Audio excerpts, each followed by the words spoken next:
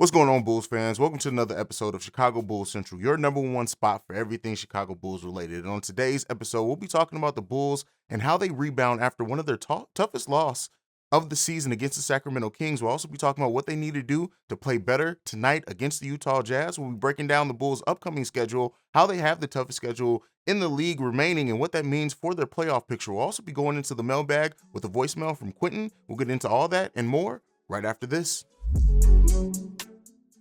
All right, Bulls fans. So, as we all know, the Bulls suffered a tough loss. We're not going to really replay all that in our head. We got enough trauma going on. The Bulls lost against the Sacramento Kings. It sucked. It is what it is. The Bulls need to rebound. And so what they need to do to fight back and have a better outing against the Utah Jazz is simply do the things that they did, a lot of what they did in that third and fourth quarter, early in the fourth quarter, and make that the whole game. They need to find a way to sustain their defensive energy and output and effort.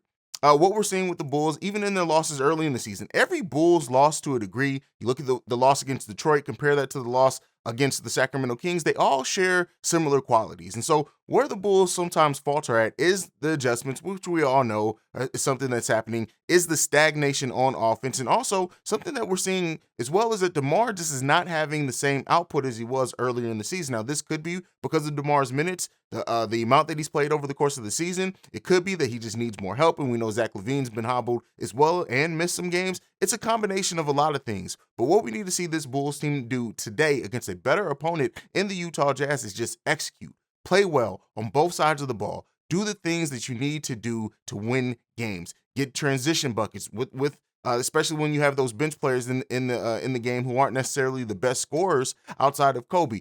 All those things need to happen. I think sometimes we look towards that energy that Alex Caruso brought back when he initially returned from injury, and then we think that's something that's easily sustainable. Energy and effort are to a degree, right? But you need that. You can't always expect one player to have that total impact on your games. If you rely on that, it leaves you too susceptible to having lapses. This team needs to execute better. They need to play better on the defensive end of the basketball. What Tristan and what's Alex Caruso bring to this team is amazing. Don't ever get me wrong on that. It's amazing to see what they do and how they hold these players accountable and what we're seeing from them. All that is great. I love to see that from the Chicago Bulls team, but we need to see more consistent effort defensively. Listen, I know Lonzo, I know Patrick Williams, I know their returns are pending, and we're really looking forward to that. But we need to see a better effort overall from that. And then on the offensive end, we need to see more than iso ball. We need to see more than it just being DeMar down the stretch. As we're seeing, it's a combination of DeMar not getting officiated the same way he was early. He's not getting as many foul calls as what he was before. We see certain games that it happens in, but overall, it's just not. The last 10 to 15 games the Bulls have not been getting the foul calls that they were early in the season. You can't rely on that. I think we've started to see that become too leaned upon part of the Bulls offense, and it's leading to these tough games that we're seeing. We need to have Zach LaVine, and I know Zach's hobbled, and I know he's dealing with the knee and back, and I respect the man so much for playing through it the best way that he can, but we do need to see Zach LaVine give us what he can give us. We need to see Ayo give us what he can give us, and we need to see Vooch play better as well. Now, Vooch is not the only issue here. I know some Bulls fans like to blame our losses on Vooch, and that's just not the case. The Bulls do need to feed him in the post more. They do need to run him, and we need to see more pin downs as well, not for Vooch, but for other players on this team, and also feeding the hot hand. Whoever gets hot in this game needs to be getting that ball down the stretch. All those things, I do think the Bulls have more than enough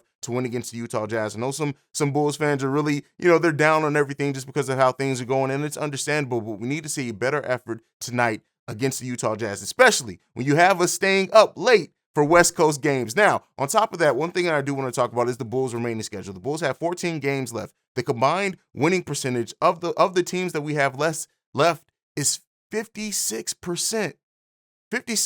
562 is the win percentage of the teams that we have left combined. That's a tough schedule. That makes it for the toughest schedule left in the NBA.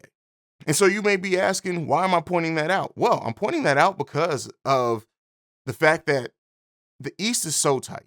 If the Bulls go on another 2-3-game losing streak, whereas another team could go on a 2-3-game winning streak at the same time, the Bulls can see themselves torpedo down the playoff standings. Now, again, I've been very vocal on the fact that I don't obsess over standings. I want to see everybody get healthy. But listen, it's getting close to that time. I always said with about 10 games left, That's when I'll really be paying close attention to what's happening with the standings. And we're on the precipice of that. And because I would say that because of how tight it is and because of the Bulls' remaining strength of schedule, it's probably time to really start looking at that very hardly. Now, the Toronto Raptors aren't outside of getting out of that lottery. Now, if the Toronto Raptors go on a win streak and we go on another losing streak, things get very ugly, and things are going to be very ugly around Bulls Nation and the fandom. We need to see this team get it together and play better because the schedule isn't getting any easier, right?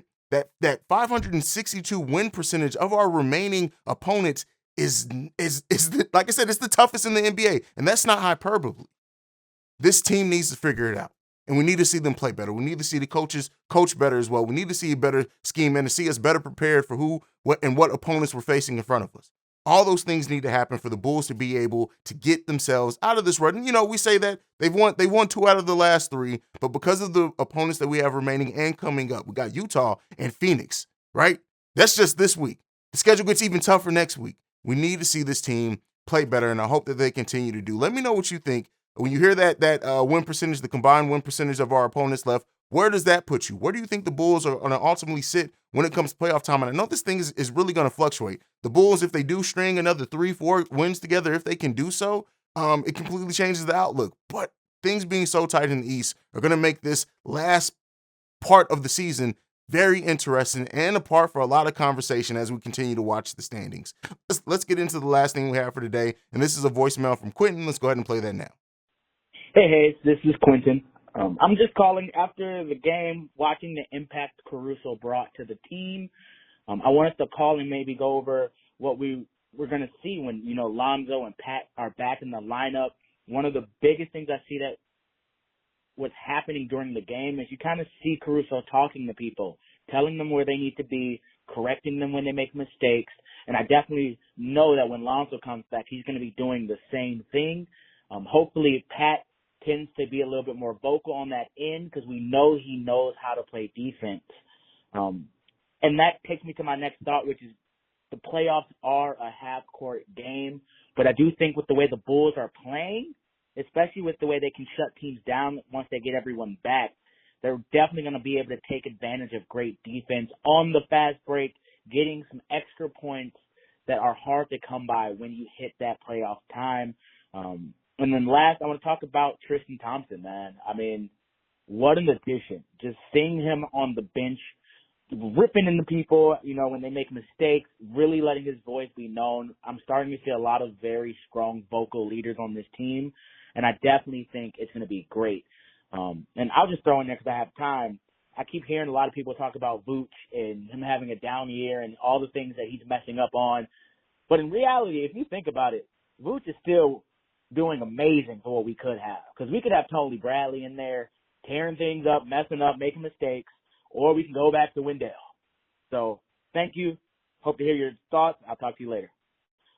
Okay, so Quentin talks about, I want to talk about the playoffs becoming a half-court game. He is absolutely correct with that one, and that is why I do want to see the Chicago Bulls unlock Lonzo a little bit more. Now, that may not happen this season because of his injury. We'll see how he comes back. We'll see how they use them, but the Bulls are going to have to figure out a half-court game. They're going to have to figure out how, when the game slows down, how not to have that stagnant offense. That is something that we need to see from this team, and also how they deal with the zone, how they deal with the quick double teams that are thrown to DeMar that force him to make passes in certain times that really throw off the Bulls' offense. We need to see all of that.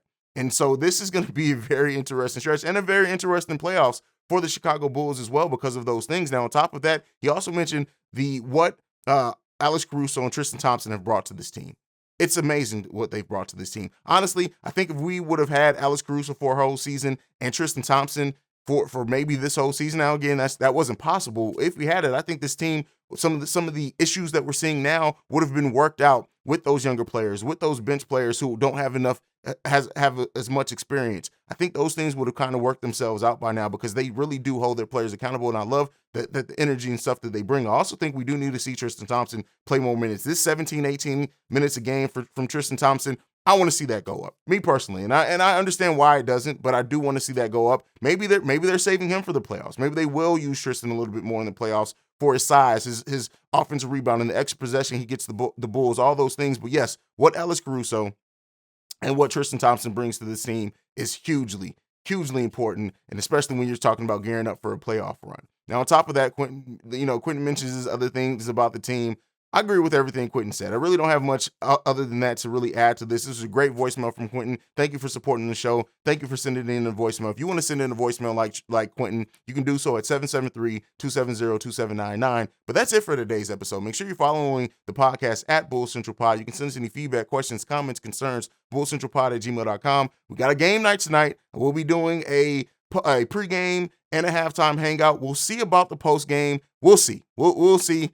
These late games sometimes kill me, but more than likely you'll probably get a post game. Maybe not as long as usual, but you will get a post game. But that's it for me. That's it. Make sure you see red, don't be red. I love you guys. Go Bulls. Peace. This has been a presentation of the Break Media.